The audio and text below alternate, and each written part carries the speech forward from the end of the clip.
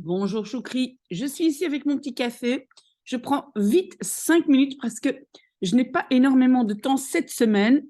Donc, je te dis déjà que probablement je n'ai pas le temps de faire tous les exercices que tu m'as envoyés, mais on commence déjà. On commence par une inéquation. Et comment est-ce qu'il faut, en fait, parce que j'ai encore oublié d'écrire ceci, comment est-ce qu'il faut résoudre une inéquation? Surtout quand on a un quotient, on appelle ça un quotient parce que c'est divisé par. OK, donc on va faire un tableau de signes pour voir euh, où cette fonction est plus grande que 0. Donc plus grande, ça veut dire positif. Où est-ce que je vais avoir des plus partout? D'accord? OK, comment est-ce que je fais ça? Je prends chaque élément de ma fonction. Donc d'abord, je vais prendre le 9x. Donc, je vais regarder qu'est-ce que x va faire. Okay. D'abord, je vais regarder, je vais inspecter, on va dire, 9x. Puis, on va inspecter ce morceau-là. Donc, je tire encore une ligne. Et on va inspecter x moins 1 exposant 2. Puis, je vais inspecter ce qui est en dessous, 4 moins x. Et pour finir, je vais donc inspecter la totalité, parce qu'on demande quand est-ce que la totalité est positive. Donc, je vais inspecter le quotient. Quotient, ça veut dire donc cette fraction. D'accord? OK. Alors, le 9x, quand est-ce qu'il va devenir 0? Parce que la première chose que je vais mettre ici, au-dessus, à côté des x, je vais noter là où le x devient 0. Et donc, comment est-ce que je fais ça? Donc, je prends 9x égale à 0, puis mon 9, il va là en dessous, et puis finalement, je vais obtenir x est égal à 0. Pourquoi? Parce que 9 divisé par 0, c'est 0. Donc, quand x est 0, le 9x devient 0 aussi. D'accord? Après, je vais regarder si je mets un x qui est plus petit, est-ce que c'est positif, négatif? Ça, je vais faire après. OK. Maintenant, je dois trouver où ceci devient 0. Quand est-ce que ceci devient 0? Ben, en fait, tout ça devient 0 quand ici, entre les parenthèses, j'ai un 0. Et quand est-ce que j'ai 0 entre la parenthèse? C'est quand j'ai un 1. D'accord? Quand j'ai 1 moins 1, j'obtiens 0. 0 exposant 2, 0. Est-ce que là, tu m'as suivi, Choukri? En fait, ce que je peux faire, je peux prendre la racine carrée des 2. Donc, après, je vais avoir ceci, d'accord? Et puis après, donc si on ne voit pas tout de suite que je dois avoir un 1 ici, et après, OK, donc, je mets le moins 1 de l'autre côté, et donc x égale à 1. D'accord? Quand mon x est égal à 1, la totalité est 0. Donc, je mettrai mon 1 ici. Quand x, pour celui-ci, hein, quand x est 1, la totalité de ça devient 0. OK? Maintenant, j'ai encore l'élément en dessous. Donc, 4 moins x est égal à 0. Et ici, si je mets le x de l'autre côté, le moins x de l'autre côté, j'obtiens x, d'accord? Donc, j'obtiens alors 4 est égal à x ou x est égal à 4. Donc, quand x est 4, rallonger un petit peu, à ce moment-là, ce qui est en dessous de ma fraction, le dénominateur, il est 0. J'espère que tu m'as suivi jusque-là, Choukri. D'accord? OK. Alors, 9x, 9x, je sais que ça représente une droite. Pourquoi? Parce que les droites ressemblent toujours à ceci. Voilà.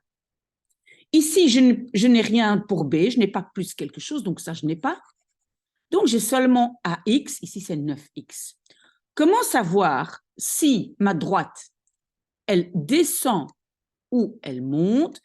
Je regarde ici le CODI, on appelle ça le CODI, donc le 9. Le 9 est positif, il n'y a pas de moins, il y a un plus. On ne l'écrit pas le plus, mais il y a un plus. Donc, ça veut dire que ma droite, elle monte. Elle monte.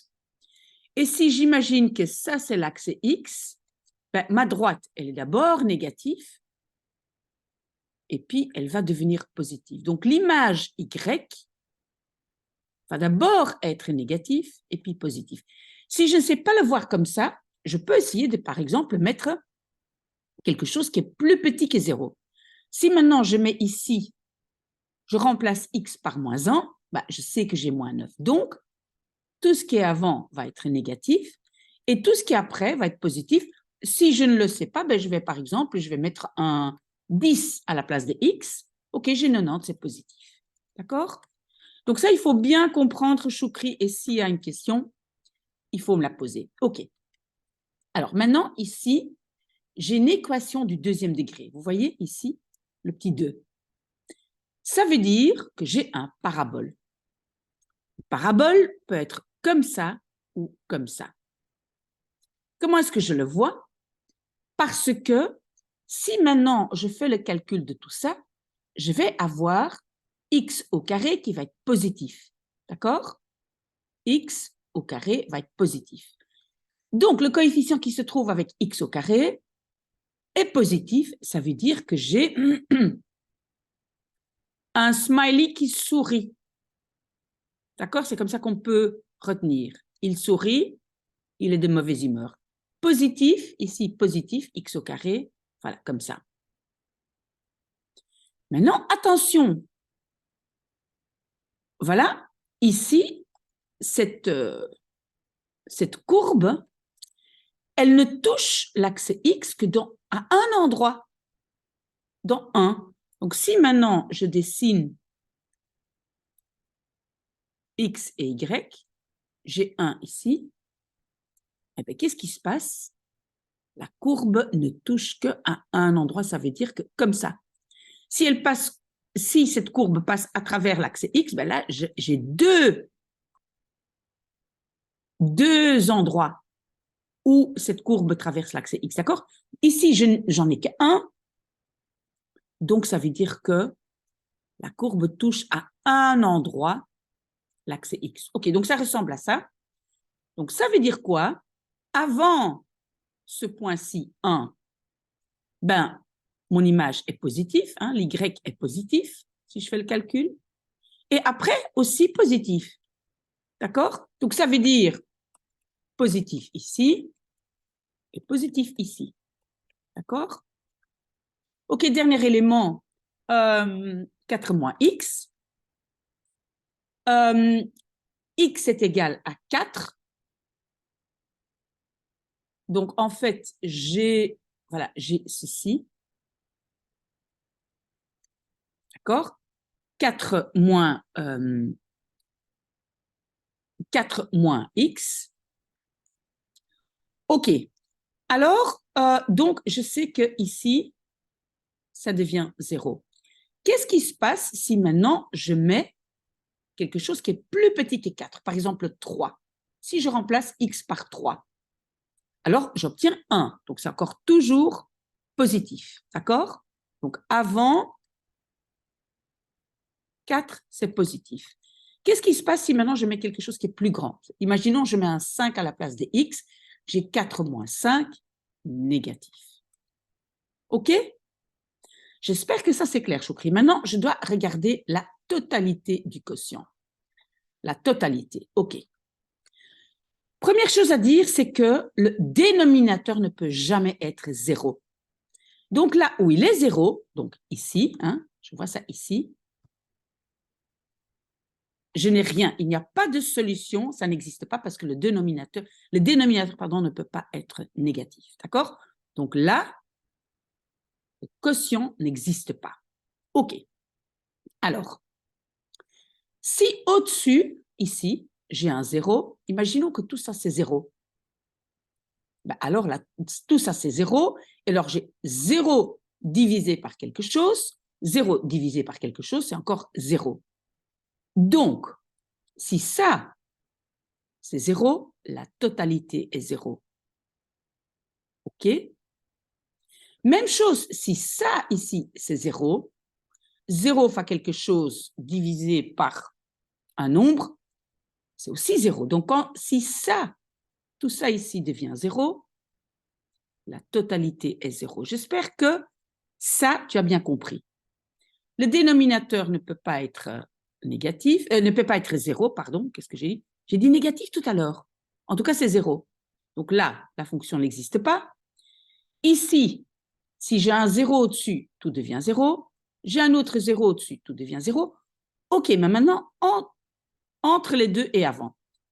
Ici, avant ce 0, j'ai moins fois plus divisé par plus. Donc, j'ai moins fois plus divisé par plus. Ben, la totalité va être moins. D'accord? Ici, entre les deux, j'ai plus, plus et plus. Je n'ai que des plus.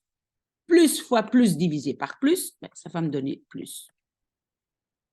Qu'est-ce que j'ai ici entre ces deux-là? Ben, je n'ai que des plus. Plus fois plus divisé par plus va donner plus.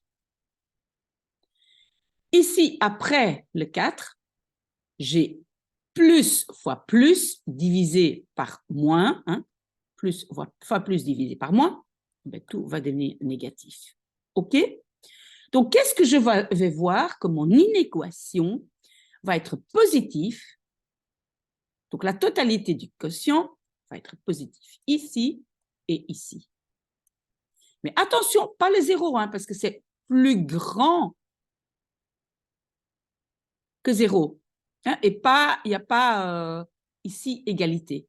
Donc, ces deux endroits. Maintenant, je ne sais pas comment, toi, tu dois écrire ta solution. Nous, on le faisait comme ça. Ma solution est égale à quoi? Ben, j'ai d'abord l'intervalle entre 0 et 1. Donc, entre 0 et 1, quand x est entre 0 et 1,